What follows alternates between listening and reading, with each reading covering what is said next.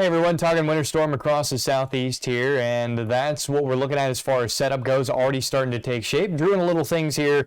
This is probably where we're talking about ice, sleet, and snow, so our battle zone area. And this is probably where we're talking about mostly snow and sleet, so what you're working across. For those in the Carolinas, so we get over here, for those in the Carolinas, you're probably through this area.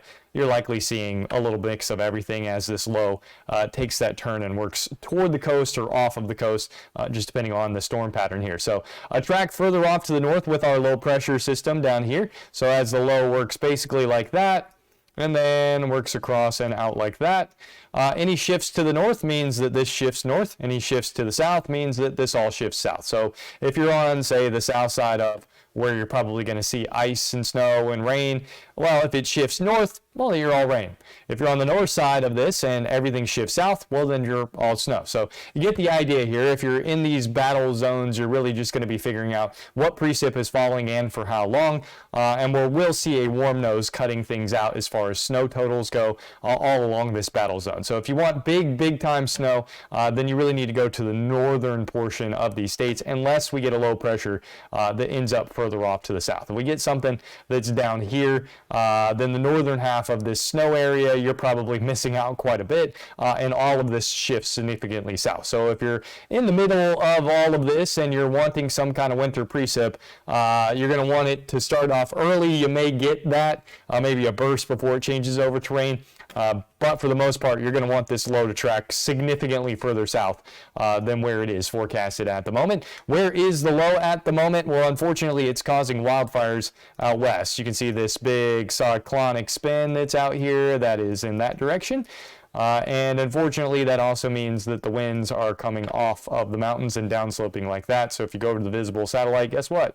You can see the smoke from the wildfires right there. So clearing this out, going over, there's the smoke from the wildfires, and that's all downsloping winds thanks to this low pressure system. They could see some quite intense winds overnight tonight, which will likely spread that even further. So the setup across the southeast, again, southern jet here, our low pressure system here, and our big upper level trough is basically penned like that. So that's going to continue to push this south, and we should see a low pressure system develop this way. And then the question is, does it do that? Does it do that? Or does it do that? And if you want the snow further south, you want it to do something like this, come out a little bit flatter, which means it doesn't phase with this piece of energy.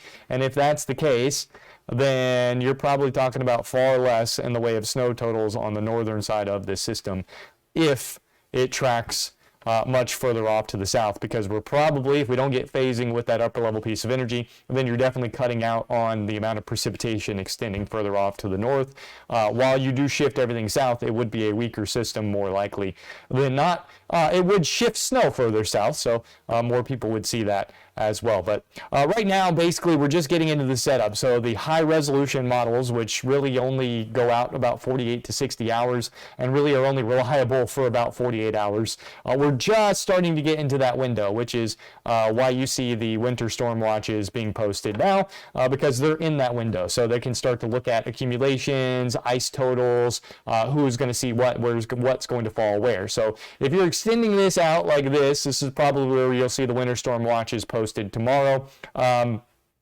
This area, you'll have to wait until late tonight and tomorrow before we get into that range where we can actually start to see some believable forecasts from our short range modeling.